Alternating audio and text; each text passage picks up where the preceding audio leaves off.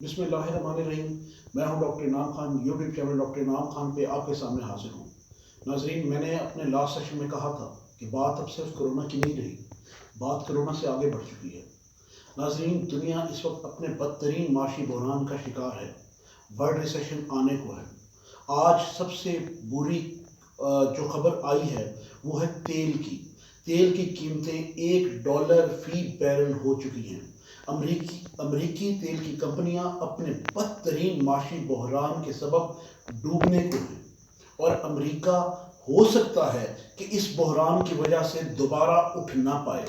آج امریکی کمپنیاں $1 فی بیرل کی قیمت پر تیل فروخت کر رہی ہیں، اور آپ جانتے ہیں کہ ڈالر میں تیل کا جو ٹریڈ کیا جاتا ہے وہ ڈالر میں کیا جاتا ہے۔ آج سے اگر 50-60 سال ہم پیچھے چلے جائیں تو 50-60 سال پہلے ایک معاہدہ ہوتا ہے عرب دنیا میں اور امریکہ میں، کیونکہ امریکہ پہ الزام لگایا گیا تھا آج سے 60 سال پہلے فرانس کے صدر نے کہ امریکہ اپنی استطاعت سے زیادہ پیسہ چھاپ رہا ہے، جبکہ اس کے پاس اتنا گولڈ اور چاندی کے ریزرو نہیں ہیں۔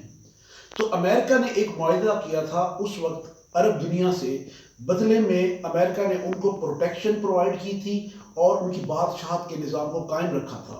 معاہدہ کیا تھا کہ جو پیٹرول کی ٹریڈ ہے وہ $US میں کی جائے گی۔ اسی وجہ سے پیٹرول کو بلیک گولڈ بھی کہا جاتا ہے۔ آج یہی بلیک گولڈ امریکہ کے کسی کام کا نہیں رہا۔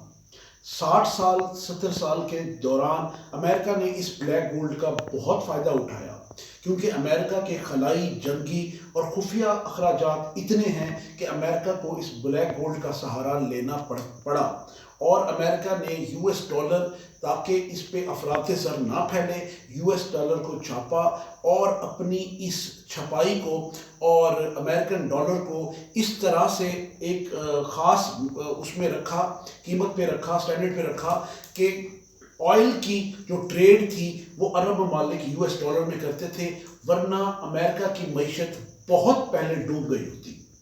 آج امریکہ کے جو دشمنان ہیں، خاص طور پہ چین اور روس، انہوں نے خاص نظریں امریکہ پر رکھی ہوئی ہیں، اور ہو سکتا ہے کہ آنے والے ٹائم میں نئی صف بندیاں آپ کو نظر آئیں۔ پلاننگز تو کچھ اور تھی۔ پلاننگز تو یہ تھی کہ ویسٹ ترکی کو خاص نگاہ سے دیکھ رہا تھا، اور 2023 کے معاہدہ لوزان کے خاتمے کے بعد جو ترکی مرد بیمار، جسے یورپ کا مرد بیمار کہا جاتا ہے، وہ طاقتور مرد بننے جا رہا تھا یورپ کا، اور اس کے خلاف پلاننگز تھی۔ لیکن معیشت کے اس بدلتے دھارے نے پوری دنیا کو نئی ایک جنگ میں مبتلا کر دیا ہے۔ اب جہاں امریکنز اس معاشی بحران کا شکار ہیں اور امریکنز اس معاشی بحران سے لڑ رہے ہیں، وہیں عرب دنیا کا حال بھی کچھ پتلا دکھائی دیتا ہے۔ جیسا کہ آپ جانتے ہیں، سعودی عرب کے بادشاہی خاندان میں جو سازشیں ہیں اور جو حالات ہیں، ان میں بھونچال آ چکا ہے، اور آنے والے ٹائم میں ہو سکتا ہے کہ سعودی عرب میں ڈیموکریسی کی ڈیمانڈ بڑھتی جائے اور ڈیموکریسی کو نافذ بھی کرنا پڑے، اور بادشاہت کے اس نظام کا خاتمہ بھی ممکن ہے۔ لیکن دیکھنا یہ ہے کہ آگے والی جو صف بندی ہے وہ کیسے آگے ڈیفرنٹ ممالک اپنی صف بندی کیسے کرتے ہیں۔ اسی بدلتے ہوئے حالات میں کچھ کنٹریوں نے خوب فائدہ اٹھایا، کیونکہ امریکن ڈالر کا ریٹ بتدریج گر رہا ہے، اور اس قدر گر جائے گا کہ لوگ ڈالر کو ایکسچینج کرنا چاہیں گے، لیکن ڈالر خریدنے والا کوئی نہیں رہے گا۔ کہا جاتا ہے کہ یورو کی کرنسی آنے والے وقت کی امریکن ڈالر سے طاقتور ہوگی۔ کچھ ممالک کا خیال ہے کہ نہیں، آنے والے وقت میں چین اور روس اس کا انتخاب کریں گے کہ وہ کس کرنسی میں ڈیل کرنا چاہتے ہیں۔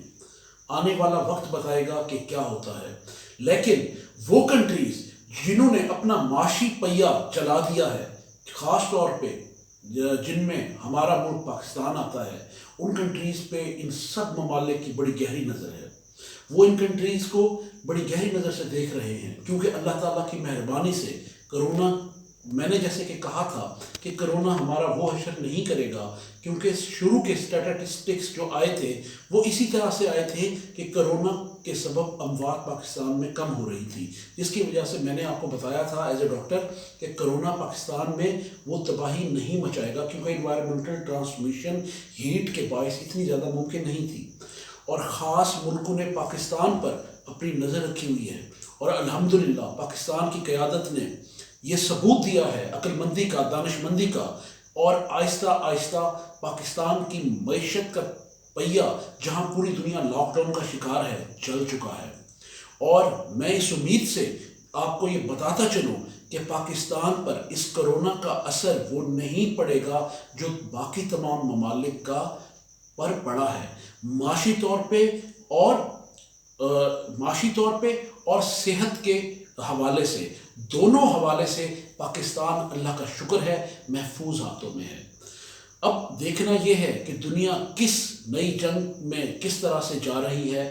ایک وہ جنگ ہے جو معاشی محاذ پہ لڑی جا رہی ہے، اور ایک وہ جنگ ہے جو ہو سکتا ہے معاشی محاذ سے ہٹ کر میدانوں میں بھی لڑی جائے، کیونکہ معاشی محاذ کی لڑائی ہی تو میدانوں میں ہمیشہ لڑی جاتی ہے، کیونکہ معاشی محاذ جب محاذ نہ رہے تو معاشی محاذ کو جیتنے کے لیے بڑی طاقتیں اپنی طاقت کی زور پہ جیتنا بھی تو چاہتی ہیں۔ اب دیکھیں گے کہ مزید دنیا میں کیا ہوتا ہے، لیکن اب جو ہونے جا رہا ہے وہ بہت اہمیت کا حامل ہے، اور آنے والے دور میں میرے مطابق امریکہ معاشی طاقت نہیں رہے گا۔ اللہ تعالیٰ ہمارے ملک پاکستان کو اور تمام اسلامی ممالک کو محفوظ رکھے اور معاشی طور پر ترقی کرنے کی توفیق عطا فرمائے۔ آپ محنت کیجئے اپنے ملک کے لیے، کوشش کیجئے، آپ جہاں پہ بھی موجود ہیں آپ معاشی طور پہ اپنے آپ کی بہتری، انڈیویجولٹی جیسے انڈیویجول کی بہتری بھی پاکستان کی بہتری میں شامل ہوگی۔ کوشش کیجئے اور دعا کیجئے۔ اللہ تعالیٰ حامی و ناصر ہو۔